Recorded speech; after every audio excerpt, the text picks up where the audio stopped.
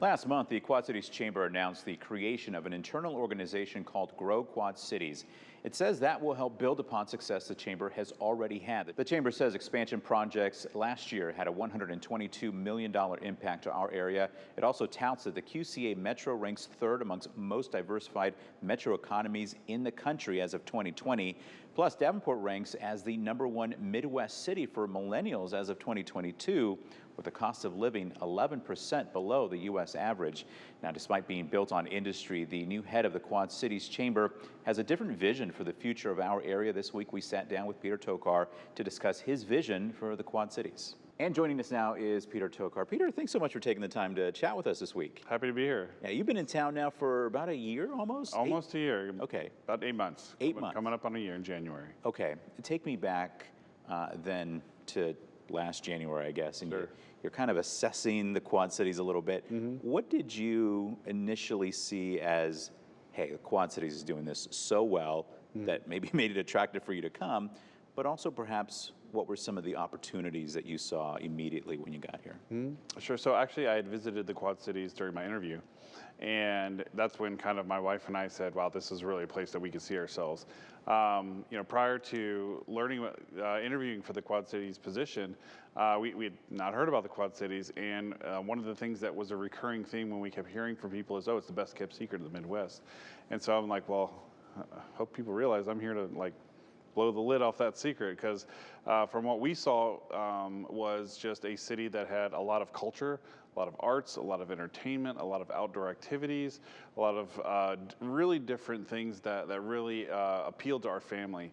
I have 4 little kids, and that was kind of my main consideration was, is this a place I can raise a family? And right away, my wife and I were like, this is an amazing place. There's everything we need and could want in a city right here in the Quad Cities, and it's all close together. I mean, the proximity we have to major markets, being the benefit of having the river, the benefit of being a bi-state region and having dual representation on both sides of the river. The industry here is fascinating, and it's one of those things where I said with just a little bit more marketing, people can know about the Quad Cities, and so the opportunity for growth is there. I've heard you say, you sort of described it as a 1-lane highway. You want to make it a 6-lane highway?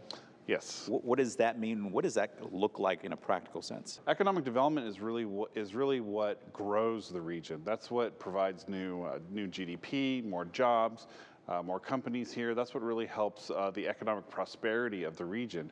And that's really not the role of a traditional chamber. Again, a traditional chamber is to provide those business-to-business connections. And so the chamber, being the regional organization and knowing that economic development has been identified in the community as important, said, well, we'll start doing economic development as well. So not only are they doing the Chamber of Commerce activities, they started doing economic development. But that 1-lane highway comes in, they started doing it from a very specific focus of industrial development. So manufacturing in the Quad Cities is core. I mean, that is really our strength. That is what we do really well. We even said we're a region of makers. But there's a lot more to economic development than just being one industry focused. You have to look at things like quality of life. Do we have the developments that are happening in the Quad Cities and the amenities being developed in the Quad Cities that make it an attractive place for people to move? Do we have enough housing stock for people to move to? Do we have enough commerce and retail opportunities from shopping, dining, entertainment, cultural arts, things like that? All of that lends to quality of place. And so when we say we created this new entity, Grow Quad Cities, to be the regional economic development organization, it's to continue with that industrial focus. That's the 1 lane. And then to add the other 6 lanes. Are there any obstacles to that, or has it to this point just been priority and maybe focus? I think to this point it's just been priority and focus, because the Chamber of Commerce taking on economic development is different from starting a new organization that will have the capacity to do all of these expanded priorities. And that's really what it is. It's looking at what are all of the priorities that we need for growth in the area and making them new priorities within this new organization instead of being singular focused with the other one. It'll also give the Chamber of Commerce the opportunity to go back and we can scale up what the Chamber can do for the local community once we've taken these economic development responsibilities and moved them to this new organization. Have you seen, because you've lived in various parts of the country, and in this business for a while. Have you seen anything like the Quad Cities elsewhere in the country and seen it have the success that you're hoping to have here? The Quad Cities is unique. I've been all of the other places I've been doing economic development have been either for a municipality, for a city, or for a region within one county or one state. The uniqueness of being a bi-state region is pretty unique. I can only think of a couple places around the country that serve that bi-state capacity. You know, places like Kansas City, and other places that have, you know, both the dual state representation. And it really takes a lot of concerted effort to really make that happen, because each state has their own identity, each state has their own priorities, but when you bring them together as a region, that's really where I think the strength lies. And that's really what our mission is to do, is to represent the Quad Cities, not represent Iowa, not represent Illinois, but represent the region of Quad Cities as both. I want to go back to something you said. You heard it described as the best kept secret. Mm-hmm. Is there any part of you, or have you heard from anyone who has said, we want it to be kind of a best kept secret?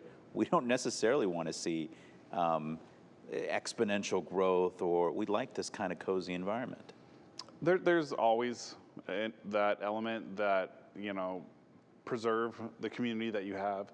There's always a fear of loss of community. You know, with growth comes major corporations, comes with, there's this mentality that growth destroys community.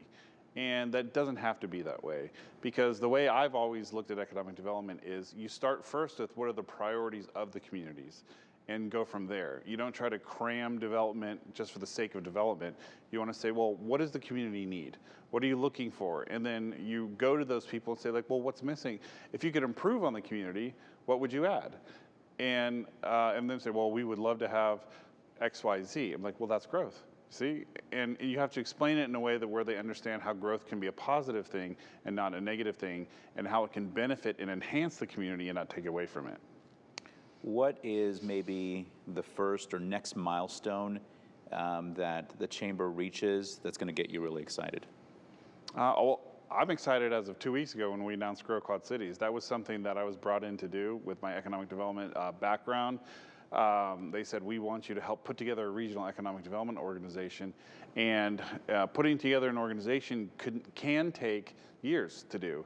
But the groundwork had been laid by the chamber, by the staff, by the board. So I just really had to come in and put all the puzzle pieces together. And within the first 8 months here, we have launched at our annual meeting 2 weeks ago. We launched Grow Quad Cities, and that's exceedingly exciting to me because we're already doing what I was brought here to do. So the planning has been done. It just needed to be organized and launched. And so that's really what I'm looking forward to, is growing this new economic development organization and really moving the needle forward for the Quad Cities. How will you know that it was successful?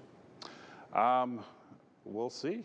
We'll see development coming. If you start seeing new development, new projects happening, really good announcements, all the different things, you know, that's really, the proof is in the pudding on what comes out of it. You know, there has to be, our actions will create opportunities. Those opportunities come to the Quad Cities and they come out of the ground. So when you start seeing stuff coming out of the ground, you know, we will start seeing success. There we go. Peter Tokar, thanks for coming on the show. Appreciate having you. Absolutely.